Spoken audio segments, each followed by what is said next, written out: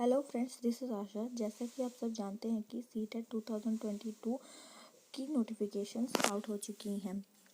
आज के इस वीडियो में हम डिस्कस करेंगे सीटेट के सिलेबस के बारे में और उसकी नोटिफिकेशन के बारे में।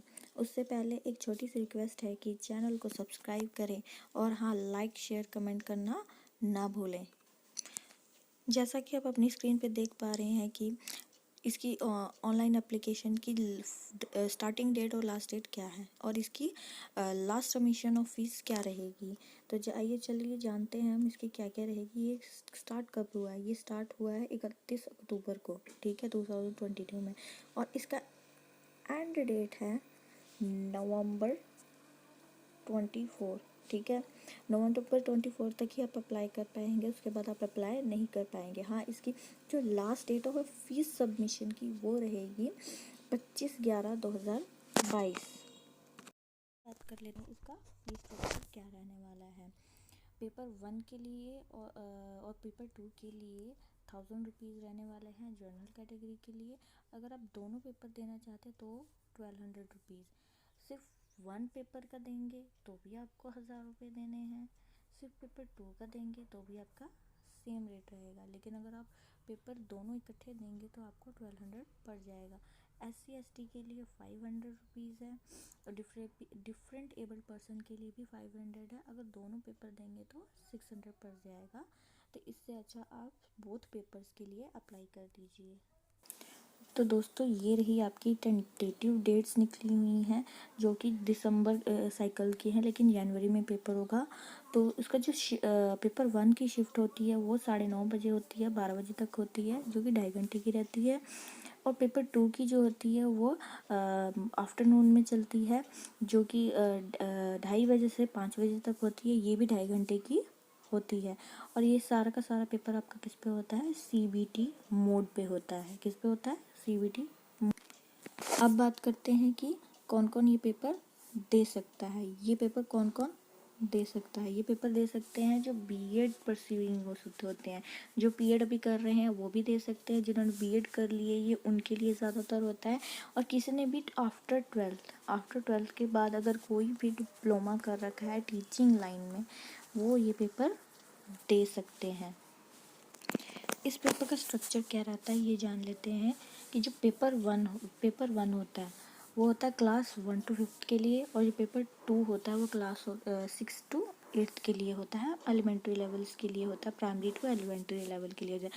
पेपर 1 जो है इसमें टोटल 5 सब्जेक्ट्स रहते हैं। कितने सब्जेक्ट रहते हैं? टोटल 5 सब्जेक्ट्स रहते हैं, जिसमें पहला जो आपका सब्जेक्ट होता है वो होता है चाइल्ड डेवलपमेंट एंड पैडागोजी, जो कंपलसरी है।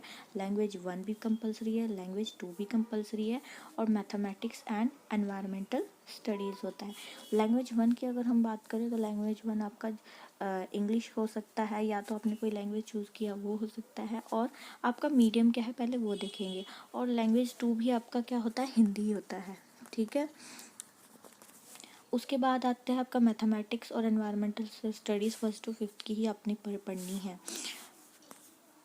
ये जो पेपर होता है टोटल 150 मार्क्स का रहेगा, ठीक है। ईच मार्क्स कैरिंग अगर 30 क्वेश्चंस है तो 30 मार्क्स के ही होंगे, मतलब कि एक क्वेश्चन में आपको सिर्फ एक ही मार्क्स मिलेगा, ठीक है। इसमें कोई भी नेगेटिव मार्किंग नहीं होती है। तो सबसे अच्छी बात इसकी क्या है कि इसमें कोई भी नेगेटिव मार्किंग नहीं। जैसा कि आप सभी जानते हैं कि सीटेट जो होता है वो कौन कंडक्ट कराता है? CBSE कंडक्ट कराती है, हर साल वही कराती है। वो डिफरेंट लैंग्वेजेस में करवाती है, ठीक है। जैसे इंग्लिश का हो गया, उसका कोड दे रखा है 01, हिंदी का दे रखा है 02, असामीज़ का 3, इसी तरह करते करते बहुत सारे सब्जेक्ट्स आ जाते हैं डिफरेंट, ठीक है। टोटल 20 सब्जेक्ट्स हैं। कितने हैं? टोटल 20 सब्जेक्ट्स होते हैं, ठीक है। ये हमें अगर पढ़नी, अगर हम बात करें बुक्स की, हमें कौन कौन सी बुक्स प्रेफर करनी चाहिए? ज़्यादा बेस्ट रहती है NCERT की बुक्स, ठीक है। NCERT की बुक्स ज़्यादा होती है। अगर आपने 1st to 5th देना है तो भी NCERT चलेगी, ठीक है। अगर आपने नेक्स्ट देना है 6th to 8th देना है तो भी आपको NCERT की बुक्स पढ़नी पड़ेगी।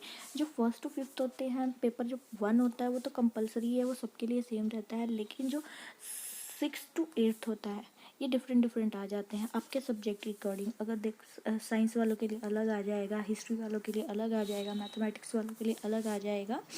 तो आप जिस पे भी देना चाहते हैं आप फिलअप कर सकते हैं। आइए हम अब यहाँ पे डिस्कस करते हैं पेपर 1 के सिलेबस के बारे में, ठीक है। तो पेपर 1 के सिलेबस में जो पहला सब्जेक्ट होता है वो आता है child development and pedagogy.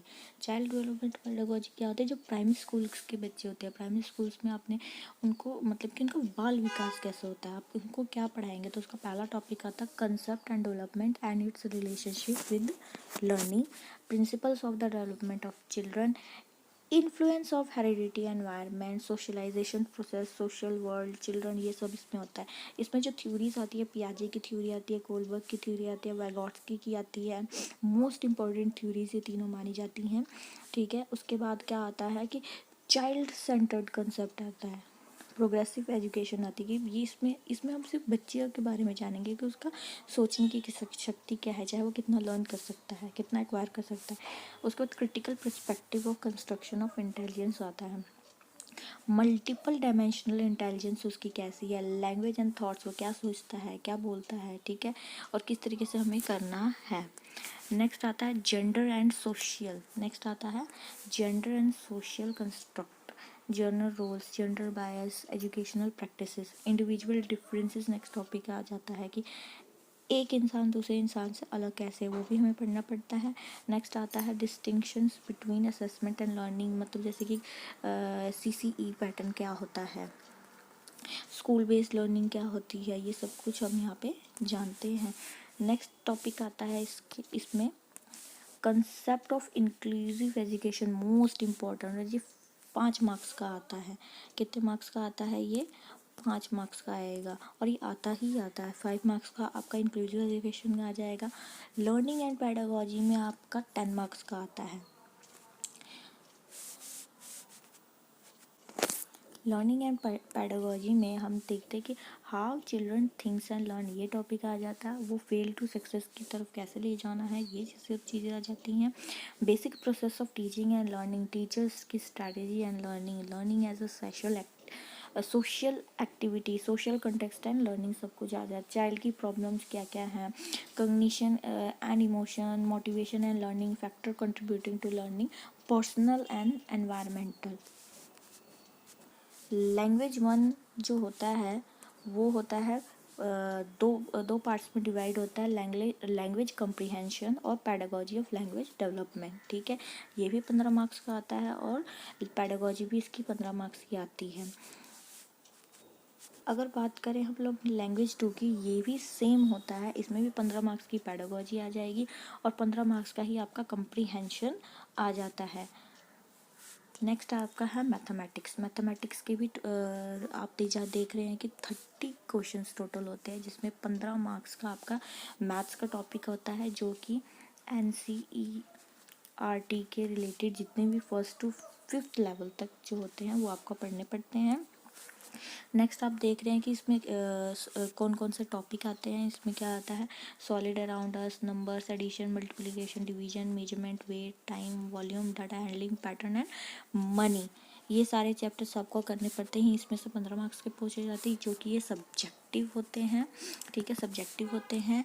Next आता है आपकी पेडागोजिकल इश्यूज़ भी, ये भी कितने मार्क्स के आ जाते हैं, ये भी 15 मार्क्स के आ जाते हैं।